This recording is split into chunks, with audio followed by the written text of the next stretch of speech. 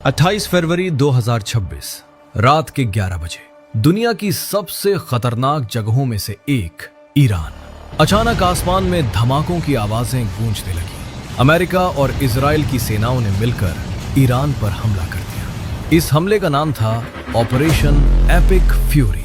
अगले 72 घंटों में जो हुआ उसने पूरी दुनिया को हिला दिया। और सबसे ज्यादा डर किसे लगना चाहिए था? हम भारतीयों को, क्योंकि इस जंग ने एक ऐसी चीज बंद कर दी थी जिसके बिना हमारे 140 करोड़ लोगों का देश सिर्फ 10 दिनों में घुटनों पर आ सकता था। वो चीज थी स्ट्रेट ऑफ होर्मुज, एक समुद्री रास्ता सिर्फ 34 किलोमीटर चौड़ा, और उसी रास्ते से आता था भारत का 90% कुकिंग गैस। मतलब साफ था, अगर ये रास्ता बंद हुआ तो करोड़ों घरों में चूल्हा बंद। क्या आप जानते हैं कि उस वक्त भारत सरकार के पास सिर्फ 9 दिन का तेल बचा था? क्या आप जानना चाहते हैं कि कैसे हमारी सरकार ने उन 9 दिनों को 6 महीने में बदल दिया? कैसे एक साधारण भारतीय परिवार ने इस संकट में अपने आप को बचाया? और सबसे बड़ा सवाल, अगर कल फिर से ऐसी कोई जंग शुरू हो जाए तो आप और आपका परिवार कैसे बचेगा? ये कहानी है भारत की सबसे बड़ी जिंदगी मौत की लड़ाई की, और शायद ये कहानी अभी खत्म नहीं हुई है। इस कहानी की शुरुआत होती है 27 फरवरी 2026 से। उस दिन सब कुछ बिल्कुल सामान्य था। शेयर मार्केट में तेजी थी, लोग अपनी नौकरियों में लगे थे। किसी को नहीं पता था कि अगले 24 घंटों में सब कुछ बदल जाएगा। उस दिन भारत की तिजोरी यानी हमारे फॉरेक्स रिजर्व्स 728 करोड़ डॉलर के रिकॉर्ड लेवल पर थे।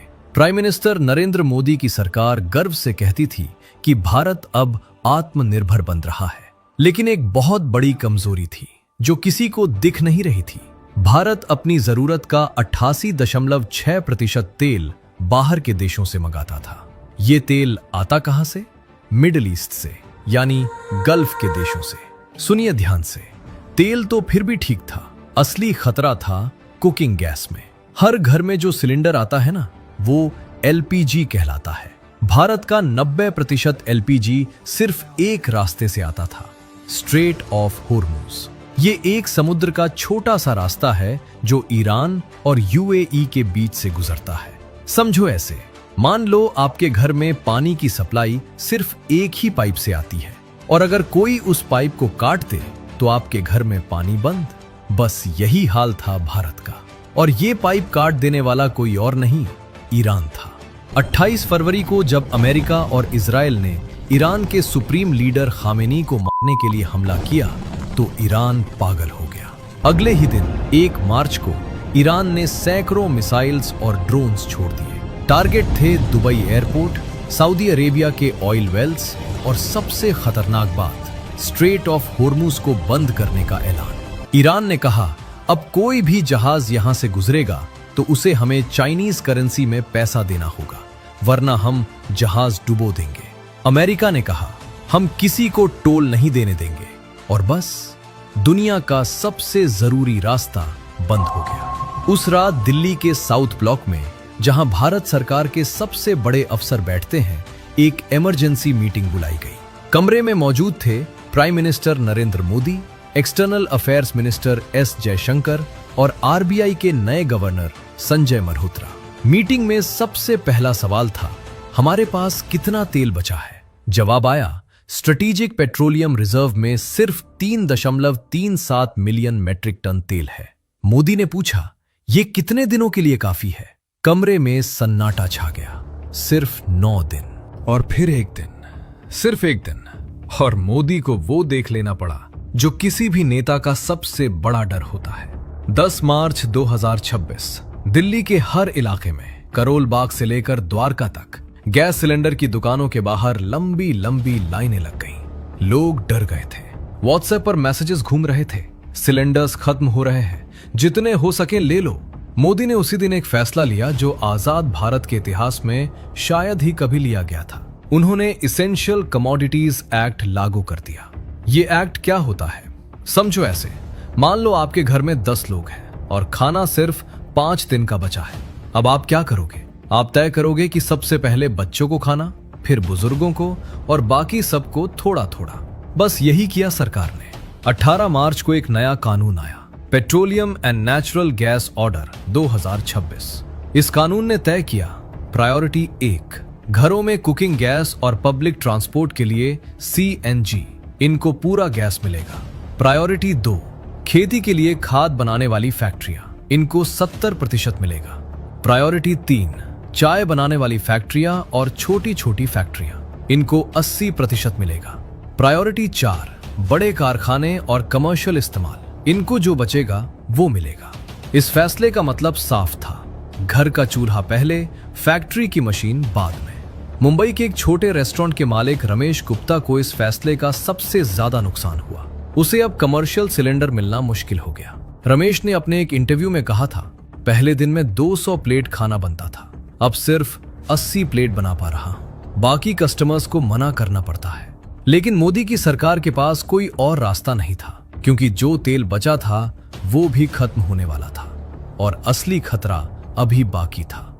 23 मार्च 2026 राज्यसभा में एक सवाल पूछा गया पेट्रोलियम मिनिस्टर सुरेश गोपी से, हमारे स्ट्रैटेजिक पेट्रोलियम रिजर्व में कितना तेल भरा हुआ है। सुरेश गोपी ने जो जवाब दिया उससे पूरे देश को झटका लगा। उन्होंने कहा, हमारे पास 3 बड़े तेल के भंडार हैं, विशाखापट्टनम में, मंगलुरु में और पदुर में। इनकी कुल कैपेसिटी है 5.33 मिलियन टन की, लेकिन अभी ये सिर्फ 64% भरे हुए हैं। सीधी बात, मोदी ने जो पब्लिक को 5.33 मिलियन टन का भरोसा दिया था, असल में सिर्फ 3.37 मिलियन टन ही था, और ये सिर्फ 9 दिन के लिए काफी था। देश में हड़कंप मच गया। ऑपोजिशन ने सवाल उठाए, इतने बड़े संकट के वक्त हमारे पास इतना कम तेल क्यों है? लेकिन सच ये था, भारत जैसे बड़े देश के लिए 5 साल का तेल रखना भी नामुमकिन था। हमारे पास इतनी बड़ी जगह ही नहीं थी अंडरग्राउंड टैंक्स बनाने के लिए। तो अब सवाल था, 9 दिन के तेल से 6 महीने कैसे चलाएं? इसके लिए सरकार ने एक चीज की जो सुनने में तो आसान लगती है, लेकिन करना बहुत मुश्किल था। ऑयल रिफाइनरीज को ऑर्डर दिया गया, प्रोपेन और ब्यूटेन जो आप प्लास्टिक्स और केमिकल्स बनाने में इस्तेमाल करते हो, वो सब बंद करो। इन सब को अब LPG बनाने में लगाओ। समझो ऐसे, मान लो आपके घर में पानी की टैंक है। उस पानी को आप नहाने में, कपड़े धोने में, गाड़ी धोने में इस्तेमाल करते हो, लेकिन अचानक पानी की कमी हो गई। अब आप क्या करोगे? आप कहोगे अब सिर्फ पीने और खाना बनाने में पानी इस्तेमाल करेंगे, बाकी सब बंद। बस यही किया रिफाइनरीज ने। प्लास्टिक्स बनाना बंद, केमिकल्स बनाना बंद, पेट्रोल डीजल ज्यादा बनाना बंद, सब कुछ सिर्फ एक चीज के लिए, LPG। लेकिन यह भी काफी नहीं था, क्योंकि जो जंग चल रही थी वो सिर्फ ईरान अमेरिका की जंग नहीं थी, ये इंडिया की इकोनॉमिक जंग बन चुकी थी। 1 मार्च से 3 अप्रैल तक सिर्फ 5 हफ्तों में भारत की तिजोरी में से $31 बिलियन गायब हो गए। ये पैसा गया कहां? RBI गवर्नर संजय मल्होत्रा के सामने सबसे बड़ा संकट था, रुपए को गिरने से बचाना। जब जंग शुरू हुई तो फॉरेन इन्वेस्टर्स डर गए। उन्होंने अपना पैसा भारत के शेयर मार्केट से निकालना शुरू कर दिया। जब सब डॉलर्स मांगने लगे तो रुपए की कीमत गिरने लगी। 3 मार्च को $1 बराबर 94 रुपए हो गया। अगर ऐसे ही रुपए गिरता रहता तो 1 महीने में $1 बराबर 120 रुपए हो जाता। मतलब हर चीज की कीमत, पेट्रोल, खाना, मेडिसिन्स सब डबल हो जाती। मल्होत्रा ने क्या किया? उन्होंने गोल्ड का इस्तेमाल किया, जैसे कोई अपने घर के गहने बेचकर मुसीबत में काम चलाता है। लेकिन ट्विस्ट ये था, RBI ने गोल्ड बेचा नहीं। गोल्ड की कीमत बढ़ती गई तो RBI की कुल दौलत भी बढ़ती गई। समझो ऐसे, मान लो आपके पास 10 तोले सोना है। जंग से पहले इसकी कीमत थी 5 लाख रुपए, लेकिन जंग के बाद जब सब डर गए और सोना खरीदने लगे तो इसकी कीमत हो गई 7 लाख रुपए। आपने कुछ नहीं किया, लेकिन आपकी दौलत 2 लाख रुपए बढ़ गई। यही हुआ भारत के साथ। 27 फरवरी को RBI के पास गोल्ड की कीमत थी $105 बिलियन। 3 अप्रैल तक ये बढ़कर हो गई $120.74 बिलियन। गोल्ड ने 31 बिलियन रुपए के नुकसान को कवर कर दिया और रुपये को गिरने से बचा लिया। मल्होत्रा ने पार्लियामेंट में कहा, हमने गोल्ड इसलिए जमा किया था कि संकट में काम आए, और आज वो काम आ रहा है। लेकिन ये स्ट्रैटेजी कब तक चलती? अगर जंग 6 महीने चली तो तब क्या होता? इसका जवाब देने के लिए चीफ इकोनॉमिक एडवाइजर वी अनंत नागेश्वरन ने एक प्रेस कॉन्फ्रेंस की।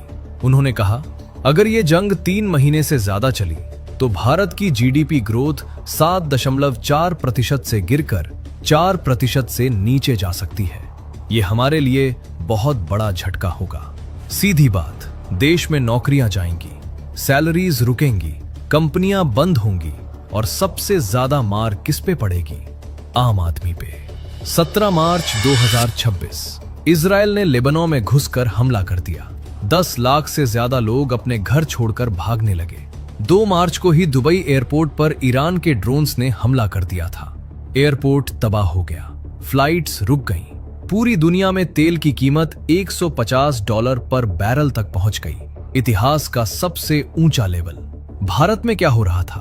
पेट्रोल पंप पर लाइनें, सिलेंडर की बुकिंग में 15 से 20 दिन का वेट, और सबसे बुरी बात, महंगाई। आम आदमी के लिए जो चीजें सबसे जरूरी होती हैं, दाल, तेल, दवाइयां, इन सब की कीमतें आसमान छू रही थी। एक चार्टर्ड अकाउंटेंट नितिन कौशिक ने अपने YouTube चैनल पर एक वीडियो डाली जो वायरल हो गई। उन्होंने कहा, दोस्तों, हम सब अमीर बनने के सपने देख रहे हैं, शेयर मार्केट में पैसा लगा रहे हैं, लेकिन हम भूल रहे हैं कि हमारी नींव कमजोर है। अगर कल युद्ध या महामारी आ जाए तो आपके पास कम से कम 6 महीने का खर्चा इमरजेंसी फंड में होना चाहिए। मतलब अगर आपके घर का महीने का खर्चा 30,000 रुपए है तो आपके पास 1.8 लाख रुपए कैश या गोल्ड में होने चाहिए। और सिर्फ बैंक में नहीं, 10% फिजिकल कैश भी रखो, क्योंकि अगर इंटरनेट या एटीएम बंद हो गए तो। नितिन की बात लोगों को समझ आई, लेकिन तब तक बहुत देर हो चुकी थी। गरीब लोगों के लिए हालात और भी बुरे थे। गवर्नमेंट ने जो डेटा दिया उसमें पता चला, सबसे गरीब 5% लोगों को 6.4% महंगाई का सामना करना पड़ रहा था, जबकि अमीर लोगों को सिर्फ 4.7%। क्योंकि गरीबों को सब्सिडी वाला अनाज तो मिल रहा था, लेकिन दाल, तेल, सब्जी ये सब महंगे हो गए थे और इनमें सब्सिडी नहीं थी। मुंबई में एक मजदूर ने अपनी कहानी बताई। पहले महीने का 15,000 रुपए में काम चल जाता था, अब 20,000 रुपए में भी मुश्किल हो रही है। सिलेंडर 2,200 रुपए का हो गया, दाल 150 रुपए प्रति किलोग्राम हो गई। अब तो डर लगता है कि कल क्या होगा। लेकिन फिर 7 से 8 अप्रैल को कुछ अनोखा हुआ। पाकिस्तान ने इस्लामाबाद में एक मीटिंग बुलाई। अमेरिका, ईरान, इजराइल सबको बुलाया और सरप्राइजिंगली 2 हफ्ते का सीज फायर हो गया। जंग रुक गई, स्ट्रेट ऑफ होर्मुज फिर से खुल गया, एलपीजी के जहाज आने लगे। लेकिन क्या यह खत्म हो गया? नहीं, सीज फायर सिर्फ एक ब्रेक था। असली सवाल यह था, अगर कल फिर से ऐसी जंग हो तो हम कैसे बचेंगे?